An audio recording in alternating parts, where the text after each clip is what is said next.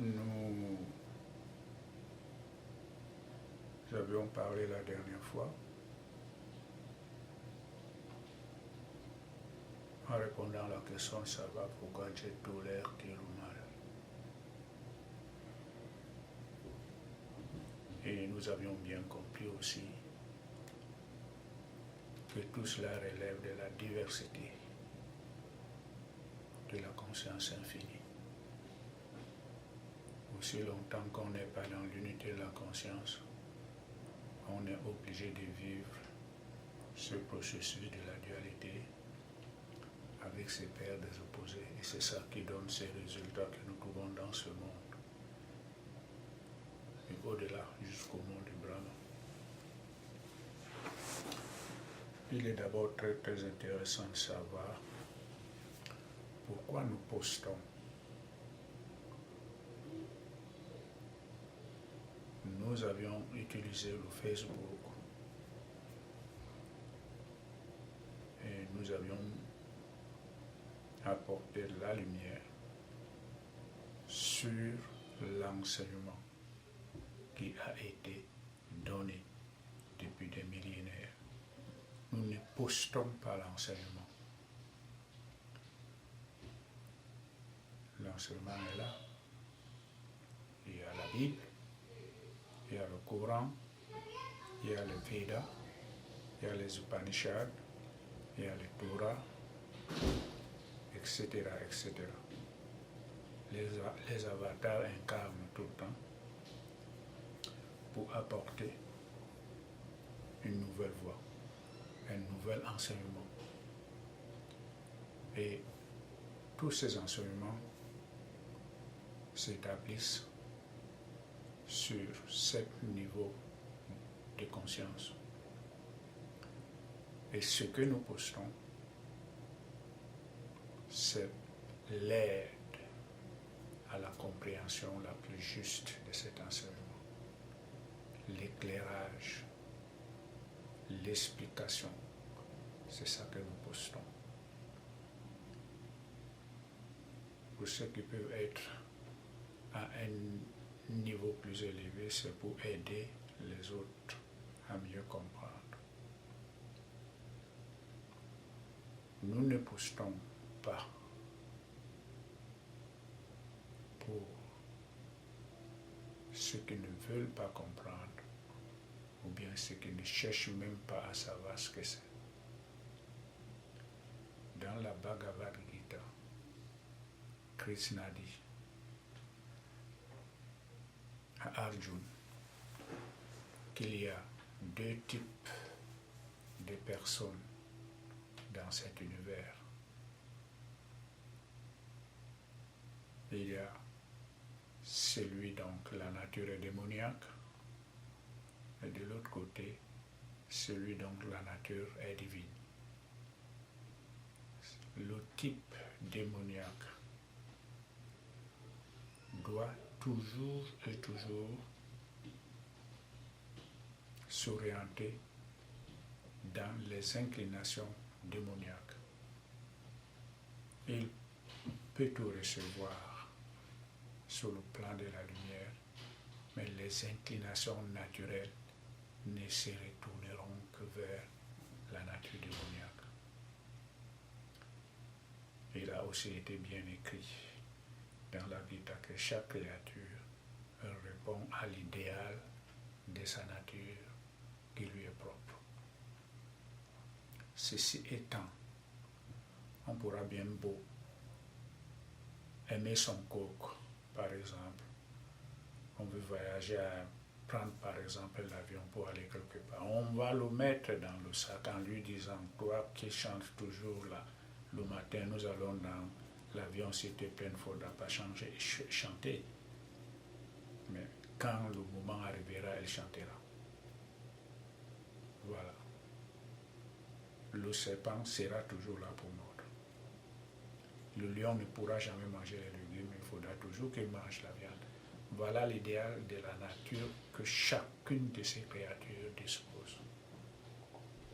Donc ceci étant, Krishna dit encore dans la Gita, pour ceux qui doutent,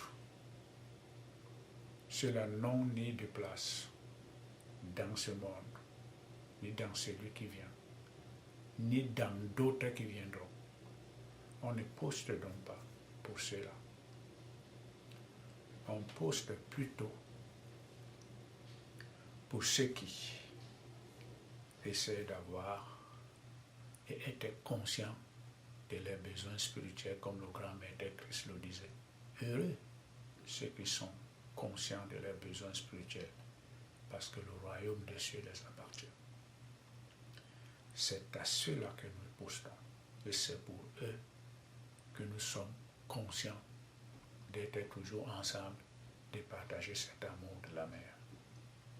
Voilà donc cette petite explication qu'il fallait peut-être qu'on essaie de la souligner, parce qu'il ne faudra pas que quelqu'un s'élève et dire que bon, je vais lire l'enseignement. Ce n'est pas un enseignement, c'est plutôt un éclairage, une aide spirituelle, une explication à donner par rapport aux enseignements qui ont été postés à travers la Bible, l'enseignement du Christ, le Torah, l'Ancien Testament, la Bhagavad Gita, les Upanishads,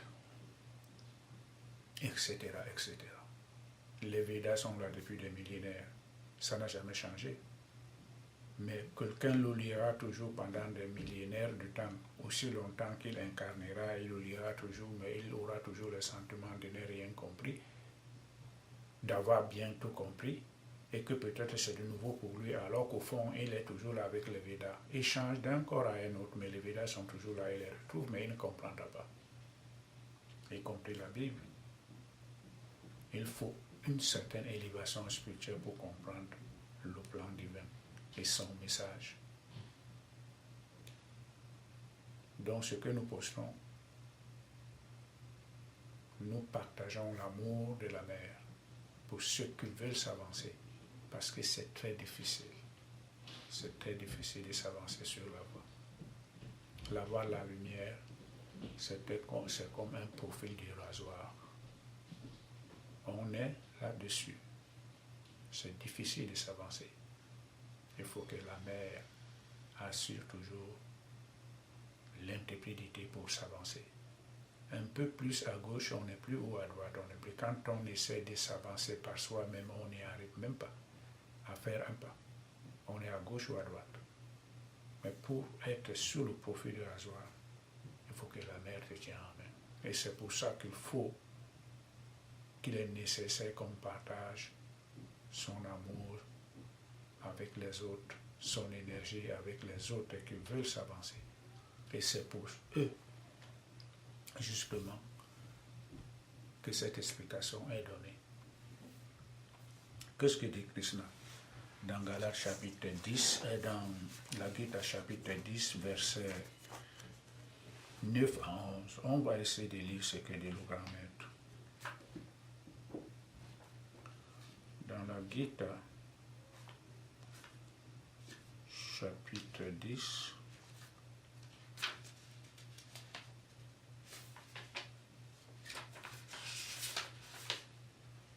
versets 9 à 11. Ok. Il dit, l'essence de leur cœur et de leur pensée est en moi, s'éclairant mutuellement et s'entretenant constamment de moi. Ils sont parfaitement heureux et satisfaits. À ceux qui m'honorent avec amour et dévotion constante, j'accorde cette consécration mentale par laquelle ils viennent jusqu'à moi. Pour eux, mis de compassion et maintenant dans leur cœur, j'ai détruit avec la lampe brillante du discernement spirituel les ténèbres qui proviennent de l'ignorance. Il faudra bien peut-être qu'on essaie de noter encore ce que dit Krishna. L'essence de leur cœur et de leur pensée est en moi. Ça veut dire quoi? Ça veut dire que la mère qui parle par la bouche de Krishna, étant l'essence de toutes choses, elle sait parfaitement qui est destiné à l'adorer ou pas. Donc, son essence est dans leur bouche. Et c'est pour ça que ceux-là cherchent toujours à s'avancer, à augmenter leur dévotion à la mère, ainsi de suite, ainsi de suite. Pourquoi? Parce que la mère a posé cette énergie en eux. Et c'est pour eux que ces explications sont données quand Krishna dit qu'il va par le discernement, il va briser, il va éliminer l'ignorance dans les pensées. Pourquoi? Parce que à travers ces lectures, Krishna, la mère ne viendra pas avec dit de ne pas faire ça, mais elle va toujours utiliser un autre objet qu'elle utilise pour pouvoir t'éclairer vers l'avancement et vers ta progression spirituelle. C'est ça que veut dire Krishna ici. C'est ça que veut dire la mère ici à travers Krishna. Pour eux, en s'entretenant mutuellement, ils augmentent leur connaissance, ils augmentent leur joie au quotidien. Ils sont très heureux d'être ensemble, de partager cet amour de la mère, cette bonté, cette miséricorde, cette grâce qu'elle accorde pour avoir cette lumière spirituelle en soi. Ce n'est pas à travers un supermarché qu'on pourra le gagner. C'est à travers sa grâce. Et ceux qui l'ont, ils sont très heureux d'être ensemble. Et c'est pour ça que ces enseignements-là, ces explications-là sont postées. Pour parvenir à éclairer, à simplifier la compréhension et à expliquer ce que dit la mère. Par exemple, certains ne pourront pas être à un niveau pour mieux comprendre cela. Et c'est pour ça que cela est posté. C'est pour eux. Ceux qui doutent, ça c'est leur problème. Leur temps viendra peut-être dans d'autres millénaires, dans d'autres âges qui viendront. Mais pour ceux qui essayent, c'est pour ceux qui essayent de s'avancer, d'adorer la mère. Nous avions dit, l'amour dont on parle, il faut aimer la mère, divine, pour essayer de s'approcher d'elle. On ne peut pas s'approcher de quelque chose dont on n'aime pas. Et cet amour de la mère ne naît pas par la lecture des livres. C'est un dévouement de surface. Il faut l'adoration de la mère pour que cet amour essaie de naître en soi. Krishna dit toujours dans Galates chapitre 5, verset 6,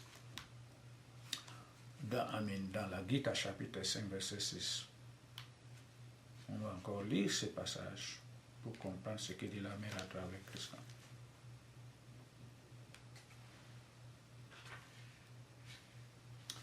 Il dit, mais il est difficile d'atteindre au véritable renoncement à l'action sans la pratique de la consécration par l'action au toi au bras puissant. Tandis que le fidèle engagé dans le juste accomplissement du devoir ne tarde pas à approcher de l'Esprit suprême. Qu'est-ce que je voudrais dire ici? Que sans la pratique, on ne peut jamais comprendre le but réel du renoncement de l'action. Qu'est-ce que ça veut dire renoncer à l'action? On ne peut jamais renoncer à l'action. Non.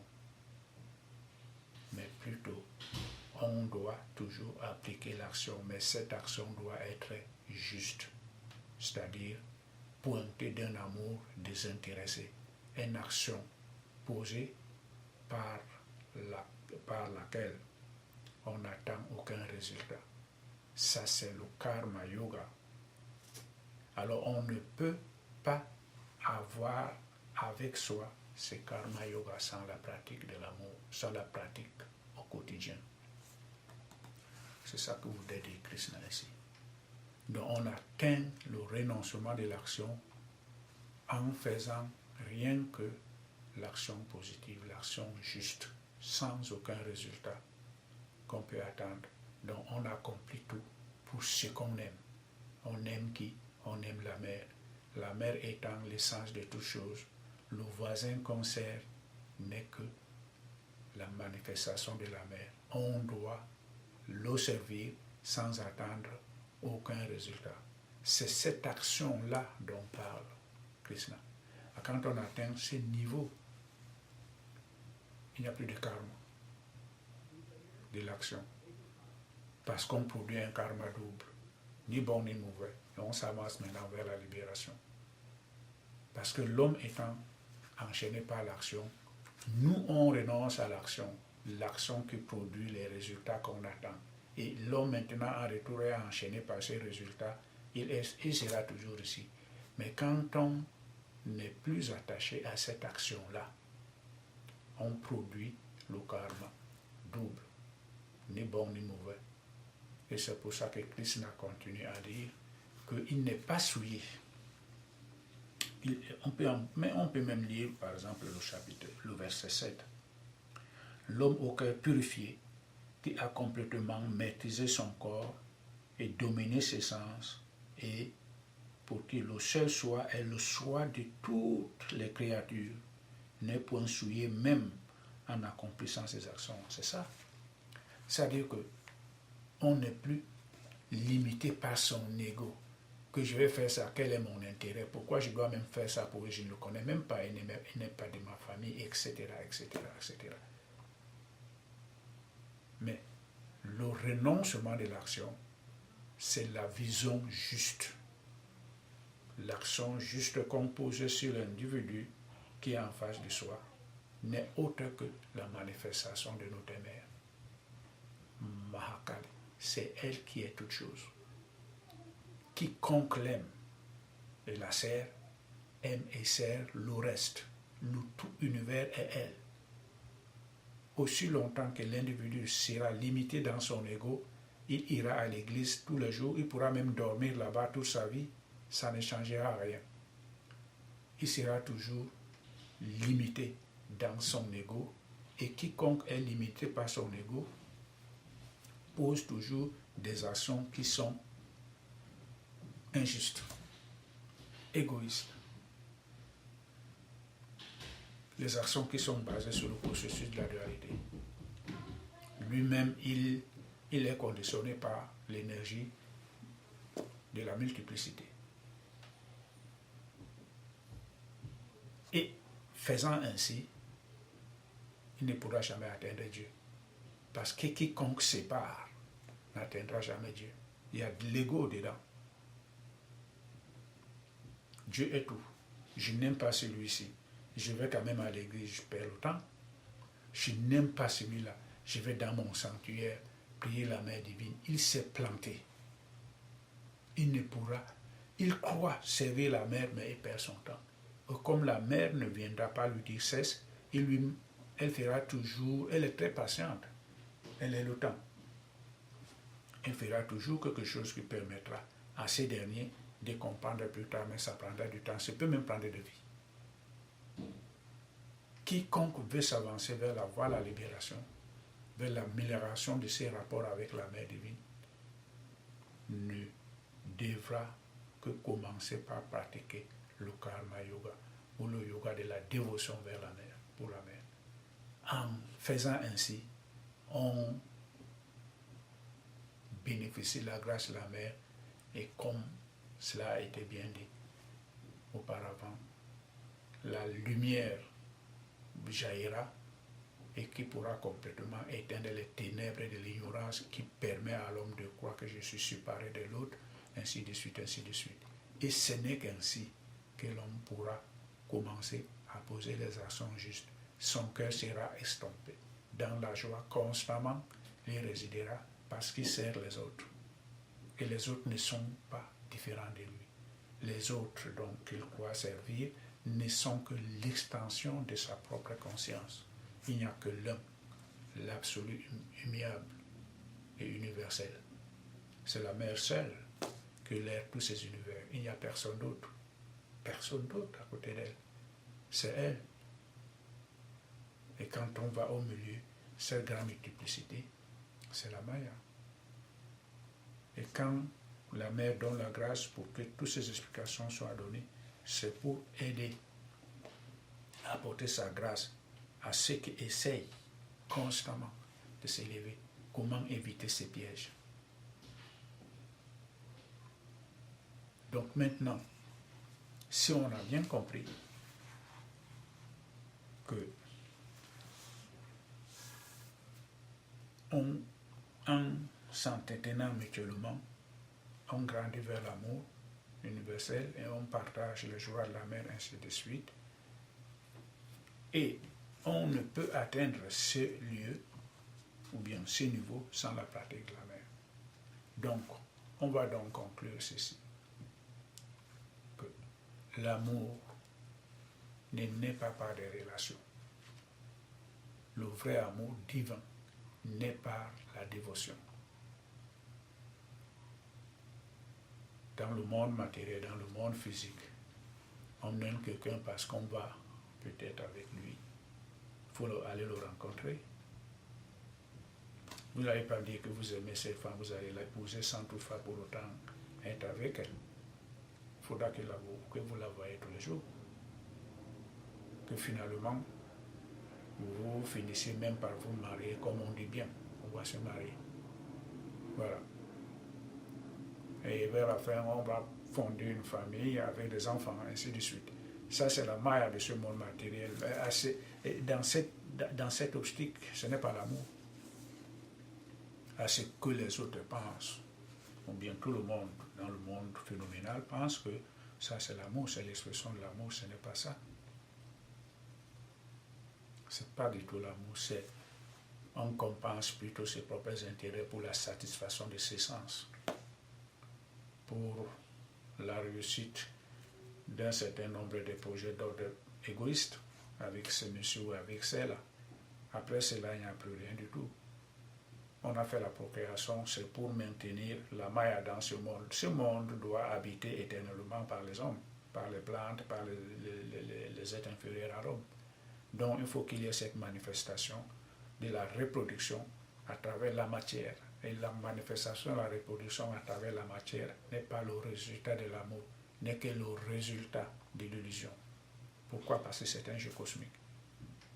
Il n'y a pas au-delà du monde de celui-ci, du monde de Brahma. Même dans le monde de Brahma, là-bas, il n'y a pas de maternité. On ne se marie pas là-bas. Ça ne nous dit rien. Ce n'est qu'ici. Oh, c'est mon enfant. Pour que l'égoïsme puisse se perpétuer. Oh, c'est ma femme, ne la touche pas, sinon la machette, elle est toute prête là, je vais l'égorger. Voilà. Ah, c'est mon argent, c'est mon compte en banque, qu'est-ce qu'il a? Ce n'est qu'ici. C'est le maintien dans le monde matériel. Mais il n'y a pas d'amour dans tout cela. Voilà, on peut tout donner à la personne sur le plan matériel, ce n'est que l'illusion. Ce n'est que la satisfaction de soi, on l'a donné. C'est la satisfaction de l'ego. Quand une personne se marie avec l'autre, c'est les deux physiques, les deux corps qui se rejoignent. L'esprit en lui-même est appelé à être toujours seul, parce qu'il n'y a rien d'autre à côté de lui. Il n'est que seul. Les autres extensions ne sont que temporaires, très temporaires. Ram avait incarné pour tuer Ravan. Et quand, pendant la bataille, Ravan se considérait tellement distinct de Ram, il se disait même qu'il allait tuer Ram. Alors que Ram était incarné pour le tuer. Et quand Ram avait shooté sur Ram, et sur Ravan, Ravan était tombé et mort. Ram s'était approché de lui pour lui donner son blessing. Le monde phénoménal ne pouvait pas voir ça parce que ceux qui étaient à côté ne pouvaient pas voir ça. Mais l'âme de Ravan sortait du corps, sortant du corps de Ravan, devrait se rediriger vers Dieu qui l'a créé. Son énergie et son âme est rentrée directement chez Ram, qui était là à côté. Et pourtant, on le lit dans la Bible. Pendant la mort, le corps retourne à la terre, qui est sa provenance, et l'esprit retourne à Dieu qui l'a créé. Donc, Ram étant le créateur, ça n'a pas parti, ça n'a pas fait 1 kilomètre, c'était là à côté. On voit l'âme de Ravan rentrer dans Ram, parce que c'est Ram qui l'a créé. Le reste, tout ce qui s'est passé là, c'était seulement un jeu cosmique. Donc, c'est ça l'ensemble de la créature, que ça soit ici ou ailleurs. Il n'y a pas de différence. Il n'y a qu'un seul esprit. Alors, les corps qui se marient, ce n'est que bon, telle éthique, telle coutume, ils ont l'habitude de faire ça là-bas, ainsi de suite, ainsi de suite. Quelle est leur idéologie? Cette idéologie, cette façon de faire, cette différence vient se mêler avec cette différence et ils se rejoignent. Ils commencent à partager le même karma.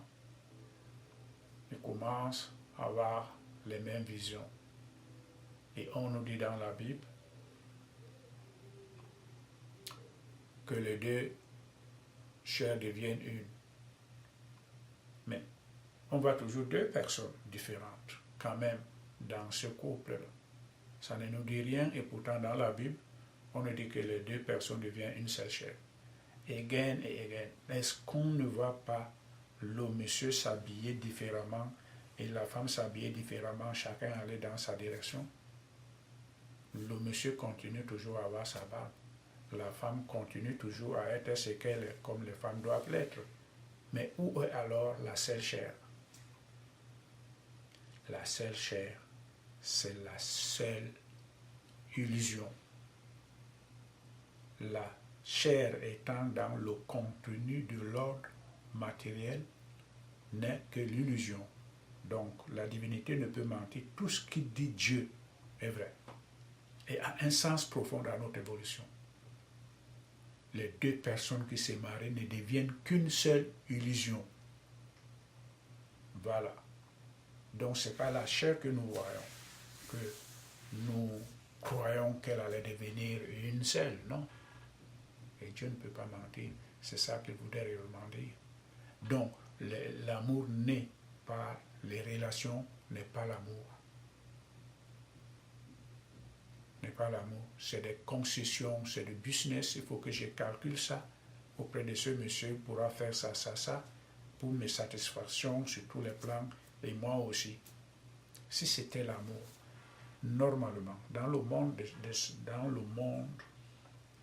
d'en bas, montrons-nous, est-ce qu'on peut voir une personne qui va aimer tous les autres comme il aime lui-même, et pourtant c'était bien écrit dans la Bible.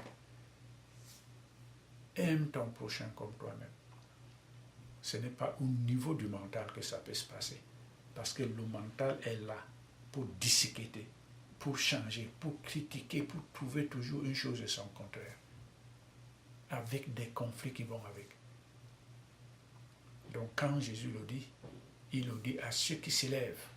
Il faut atteindre un niveau pour exprimer cet amour vrai auprès de son prochain.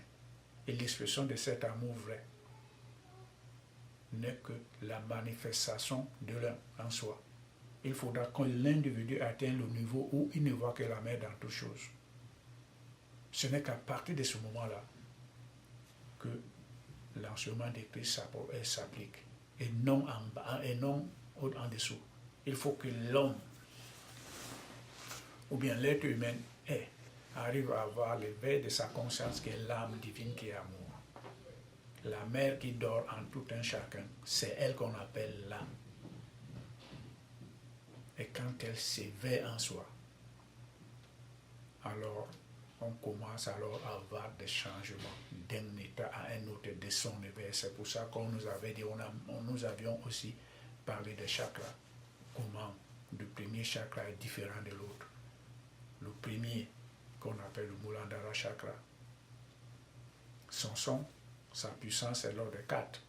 L'ordre 4 en tant qu'énergie, est le symbole de la matière. La base du symbole de la matière, c'est 4. C'est pour ça que le premier chakra a 4 pétales. Nous l'avions bien dit.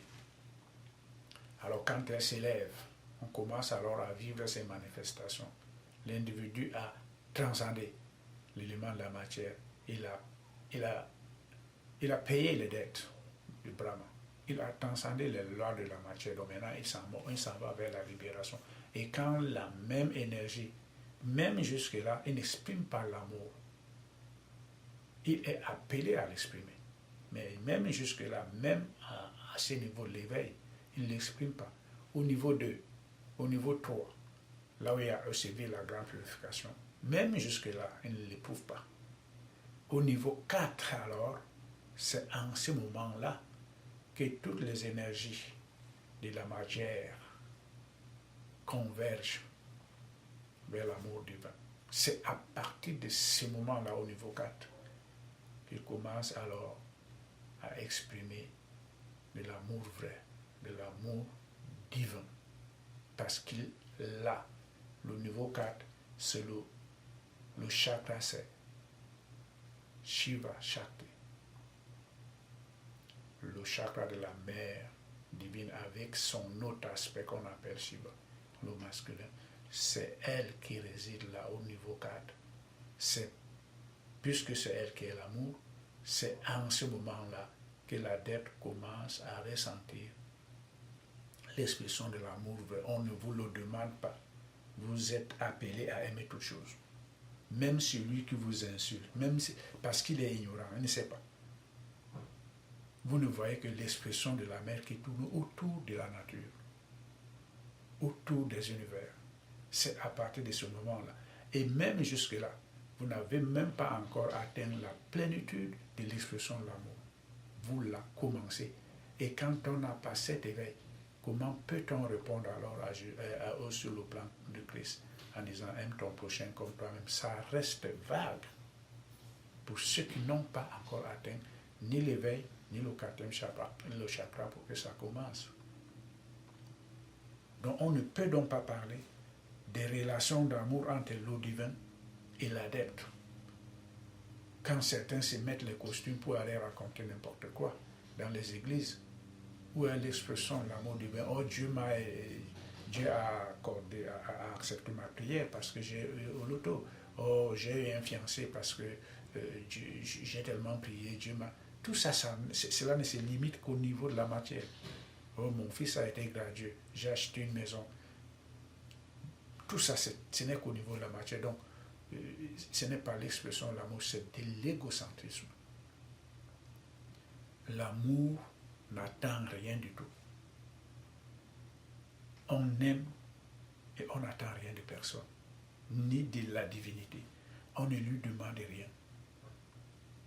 On ne peut rien demander à soi-même. La divinité n'est autre que soi. Ton vrai soi, c'est la divinité. Tu lui demandes quoi? Tu demandes quoi à toi-même? Puisque tu n'as pas de vie. La divinité n'a pas de vie. Elle est existence infinie. Tu es la même existence infinie. Tu demandes quoi encore? Voilà l'expression de la mère, de l'amour de la mère. L'amour est longanime, patience. L'amour sème la paix partout. L'amour est humilité. L'amour est harmonie avec le reste, le tout cosmique. Voilà l'amour. Donc on ne peut pas vivre cet amour dans le monde phénoménal quand on est branché sur les énergies de la matière. C'est impossible. Donc comment peut-on alors maintenant faire naître l'amour entre celui qui veut s'avancer, celui qui pose la question, celui qui essaye de s'éclairer? C'est en transcendant cette énergie moribonde de la matière qu'on commencera alors à dévouer sa pratique sur le culte de la mer. C'est par la pratique du culte de la mer que naîtra enfin la vraie relation entre l'adepte et la mère divine. On peut parler de n'importe quoi. Ça a un temps, mais ça ne changera rien. Il faut créer chez soi un petit sanctuaire sur lequel vous allez poser la photo de votre mère divine que vous aimez. Elle ne vous demande pas de l'argent. Vous l'aimez parce qu'elle est vous-même, parce qu'elle est votre essence. De temps en temps, vous lui donnez une rose, quelques pétales de rose. Vous pouvez lui donner un citron que vous coupez à moitié. Vous pouvez lui donner une pomme. Vous lui donnez de l'eau. C'est votre mère. Tout en sachant que tout ce que vous lui donnez, elle est tout cela. Y compris vous-même qui vous le donnez. Vers la fin, vous allez le réaliser. Mais au début, créez les moyens de vouer un culte dévotionnel à votre mère divine. C'est par ces rituels, c'est par ces pratiques, comme dit Krishna chapitre dans la Gita, chapitre 5, chapitre 4, comme nous venons de dire, chapitre 5, verset 6, dans la Gita, comme nous venions de le lire, que c'est par la pratique que naît la dévotion. Et cette dévotion nous conduit à un amour réel entre le pratiquant et sa mère divine. Et finalement, avec la grâce, le temps qui passera, avec sa détermination, avec son intrépidité qu'elle t'accorde, sa grâce, l'amour, ainsi de suite, l'endurance, on évoluera dans cette voie jusqu'à découvrir alors la vraie mère dans la plénitude de son énergie en nous, en tant qu'esprit. Mais si on parle seulement de la mère, oh Dieu, blablabla, c'est bon tout ça. C'est bon, mais ça ne donnera pas grand-chose. Ça ne donnera pas du tout grand-chose. Donc c'est pour ça que nous voulions exactement clarifier cette petite page. Nous ne postons pas en tant qu'enseignement. La Bible est là, nous l'avions dit. Mais c'est plutôt partager cet amour de la mère. Avoir des relations communes. Exprimer une grande joie pour sa grâce. Expliquer pour certains qui n'ont pas encore atteint le niveau de bien comprendre. Quand nous en voyons, nous sommes en contact avec beaucoup parmi ceux qui lisent. D'autres ont commencé à imposer des sanctuaires, d'autres ont abandonné. Il va de soi. D'autres prennent encore de la grâce de la main pour continuer, tout en sachant que ce n'est pas facile. Dans le Kali Yuga, ce n'est pas évident. C'est l'ère le plus critique, c'est l'âge le plus... Cet âge est très difficile par rapport aux autres. Mais c'est à cet âge-ci qu'il y a la plus grande grâce de la mère. Parce que c'est elle qui le dit. Parce que c'est le dernier âge, avant que le monde finisse. Il nous reste encore 320 000 pour cet âge-là. Et beaucoup trouveront la grâce de la mère à cet âge. Pourquoi? Parce que toute énergie est convergée vers la matérialité. Toute énergie. On ne pense plus à rien du tout. Alors qu'au premier âge, on n'avait pas besoin de tout ça. Tout le monde se sentait Dieu. On avait encore le pouvoir divin à se déplacer sans avion, ainsi de suite. Mais plus le temps passe, plus l'évolution, en accord avec son plan de l'évolution, on arrive à cet âge qui est encore le plus petit, où tout est complètement difficile.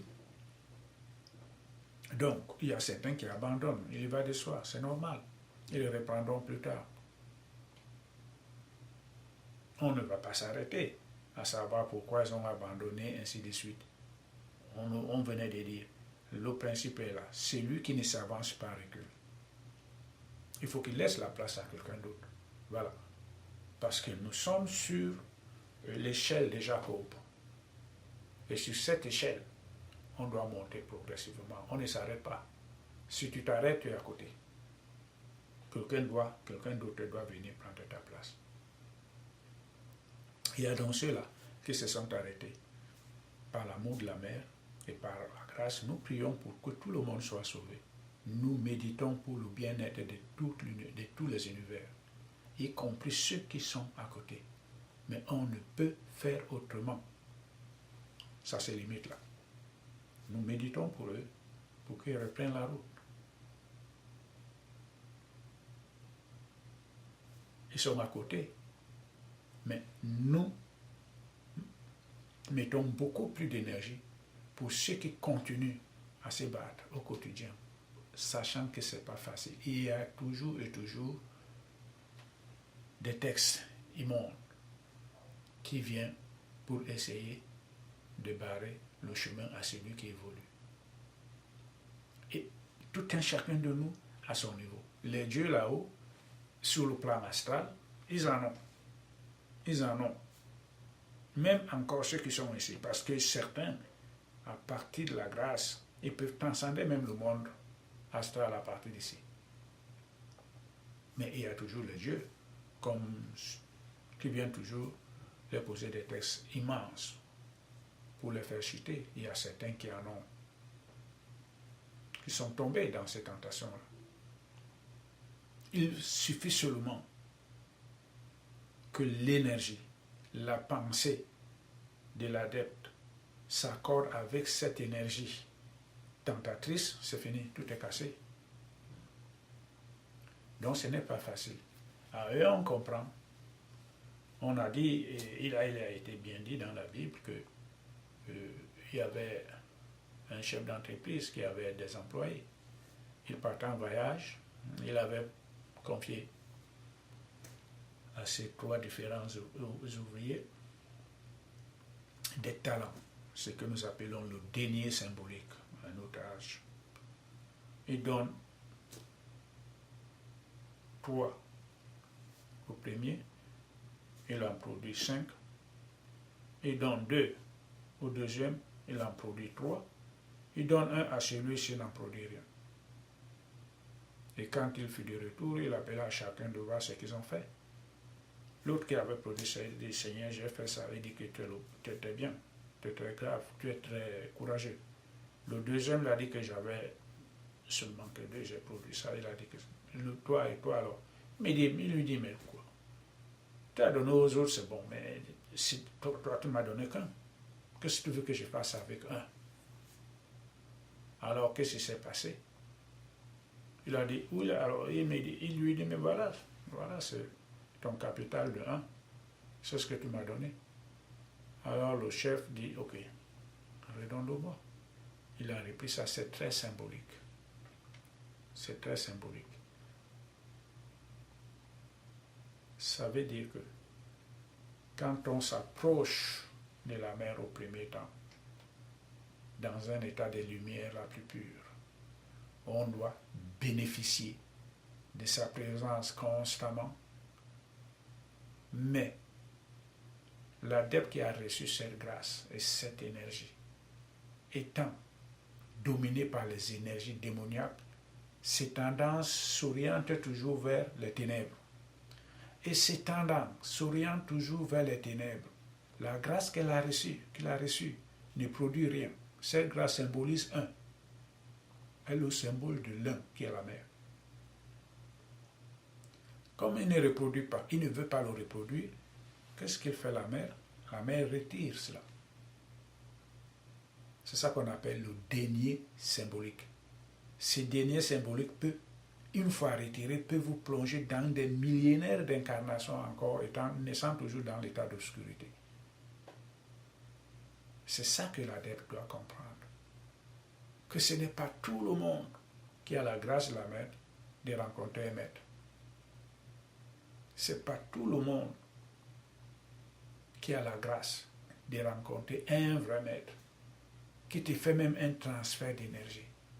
Et à côté, la mère te met à sa disposition d'autres personnes pour t'aider à ton avancement spirituel. Et quand on ne peut pas comprendre la plus grande importance de ceci, de la grâce de la mère, comment elle s'est manifestée en soi, on laisse tout tomber. Quand on laisse tout tomber, c'est bon toujours, parce que tout est un pour la mère. Mais le résultat, c'est que le processus du dernier symbolique va s'appliquer sur l'adepte. Comme on avait retiré le talent qu'il avait qu'avait reçu le dernier employé, il l'a redonné à son patron sans fructification. Ainsi, la grâce est retirée de la mère. La grâce donnée par la mère à cet adepte sera retirée et on replongera encore dans la plénitude de l'obscurité spirituelle pendant très longtemps. Dieu ne peut rien écrire pour rien. Il n'y a pas le hasard pour cela. C'est ça qui est très très intéressant pour nous. Que voulons de vouloir toujours et toujours continuer à coopérer avec ceux qui sont sur la voie de la lumière pour nous entretenir mutuellement, partager cet amour de la mère, la joie que cela apporte, sa grâce immense au travers de toutes ces créatures. C'est très bon, c'est très très encourageant. C'est ce que dit Gita, la mère, par la bouche de Krishna dans la Gita chapitre 10, verset 9 à 11. Nous l'avions bien dit. Ils s'entretiennent mutuellement. Pourquoi? Parce que cette grâce est encore là. Et ils font le nécessaire pour la garder avec eux. Ils éprouvent de la joie dans cela. Et les perspectives du futur pour leur avancement spirituel dans les relations avec leur mère et pour certains vers la libération. C'est très important. C'était très important. Donc c'est pour eux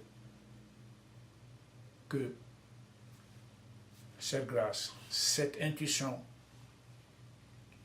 se produit constamment pour partager cet amour, pour qu'on essaie de voir les choses ensemble, partager cette connaissance, vivre les choses ensemble. Donc l'amour de la mère ne se maintient qu'à travers ça, à travers les pratiques quotidiennes. Et enfin, quel est alors l'intérêt du pratiquant dans tout cela? Aussi longtemps que le pratiquant aura construit son sanctuaire, son petit endroit chez lui où il va exprimer ses relations personnelles avec sa mère cosmique, universelle, aussi longtemps qu'on viendra s'asseoir là, on chantera d'abord le mot Om, le son primordial de la création. On le chantera 3 fois, la mère sera déjà là. On le priera à sa façon, selon son karma et selon ses intentions que l'adepte produira au devant de sa mère, en lui demandant de le pardonner et de le guider vers la lumière réelle et vers la connaissance libératrice. La mère écoute parce qu'elle n'est autre que l'adepte qui parle. Elle réside dans son cœur. À partir du moment où on commence à le faire, on commence à réveiller la mère qui est en soi pour qu'elle prenne conscience de ce que nous faisons, de ce que vous faites. À partir de ce moment-là, quand on termine de la prier, la mère pardonne d'abord toutes les fautes que nous aurons faites elle commence à atténuer le karma passé. Les fruits du karma passé ne tomberont plus. Aussi longtemps qu'on médite sur la mer, c'est un grand avantage. Aussi longtemps qu'on médite sur la mer au quotidien, elle atténue les fruits du karma passé. On paye. Elle atténue les fruits du karma présent. Ça ne tombe plus. Ça ne pourra plus jamais mûrir pour que ça tombe. On commence seulement à payer celui du karma passé. C'est un grand avantage. C'est comme on a 1 milliard de dollars à payer comme dette depuis nos existences. On synthèse ça. On le résulte à 1 milliard. Et la dette maintenant cumulée, la dette maintenant cumulée, elle peut déjà atteindre des millions. Bon. Qu'est-ce qu'elle dit la mère? Elle atténue, elle commence, comme on dit bien, on commence à effacer les dettes présentes. Aussi longtemps qu'on vient s'asseoir tous les jours devant la mère, les dettes sont effacées. Pour ce jour-là, les dettes sont effacées, donc ceux d'hier sont effacés, ceux d'aujourd'hui sont effacés. Il vous reste seulement 1 milliard au quotidien. Et maintenant qu'on médite sur elle, qu'on l'adore, 108 fois qu'on chante son nom, ça représente 108 une fois. C'est un chiffre cosmique qui va commencer à éponger les 1 milliard de dollars que nous avons comme dette du passé. Et vers la fin, nous allons nous retrouver sur la base 4, dont on est donc maintenant prêt à s'en aller vers les autres. C'est la libération. C'est quelque chose de phénoménal. C'est quelque chose de... On a payé des dettes. On ne se rend même pas compte qu'on a tout payé. On se dit non, mais voilà. Et c'est vers maintenant en vous, en nous, on ne se rend même pas compte. On voit seulement les œuvres qui commencent, comment la nature, les essences changent. Pourquoi? Parce qu'on a payé toutes les dettes.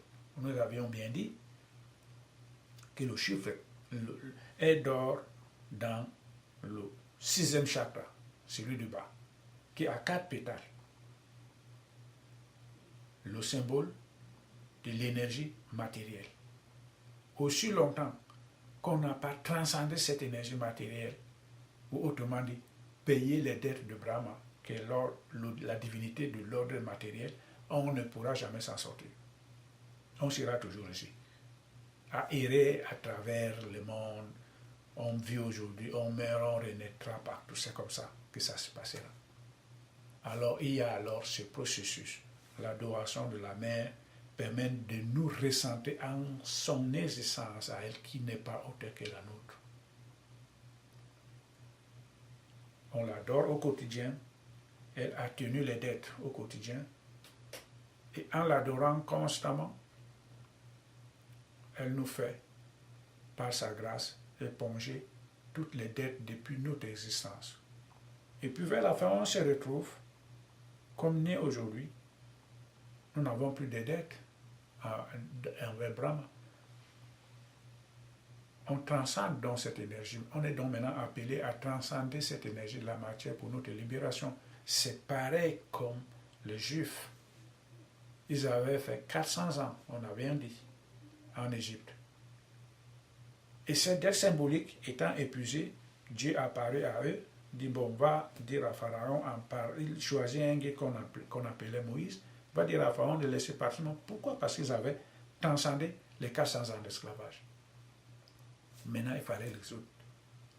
C'est la même chose. Donc, en adorant la Mère divine, on est conscient qu'on est sur la bonne voie et qu'on est tenu par les soins de notre mère cosmique, qui n'est qu'amour. Donc, essayons par ces entretiens mutuels que nous exerçons à travers ce poste, à travers nos pratiques quotidiennes. Et c'est pour ça que nous insistons à dire que ceux qui pratiquent au quotidien, que nous postons, et ceux qui essaieront peut-être, même de se réveiller, encore que la mère accorde la grâce que ça soit fait. Et pour ceux qui, vers la fin, n'ont même pas encore le temps maintenant de comprendre, que la mère leur donnera le temps de se comprendre. Qu'est-ce que l'avait dit Jésus? Qu'un semeur, celui qui s'aimait sur le rocher, il était convaincu que ça ne pourra jamais produire. Et celui qui s'aimait sur un terrain vague, ça ne pourrait jamais produire. Mais celui qui sème sur le terrain fertile, c'est celui-là qui est sûr qu'il produira quelque chose. Donc il n'est pas normal, même par un petit discernement spirituel, de parler à celui qui dort encore. On n'a pas du tout à attendre quoi que ce soit de lui. Nous postons, nous postons pour ceux qui sont fertiles, pour ceux qui sont conscients de leurs besoins spirituels, pour ceux qui sont conscients de leur avancement spirituel, atteindre leur but. Et c'est pour ça que nous sommes très heureux de partager cet amour de la mère ensemble. Nous sommes très contents, nous sommes très heureux. Nous envoyons les bénédictions pour qu'ils progressent vers leur but. Et par la grâce de la mère, que cela soit fait ainsi.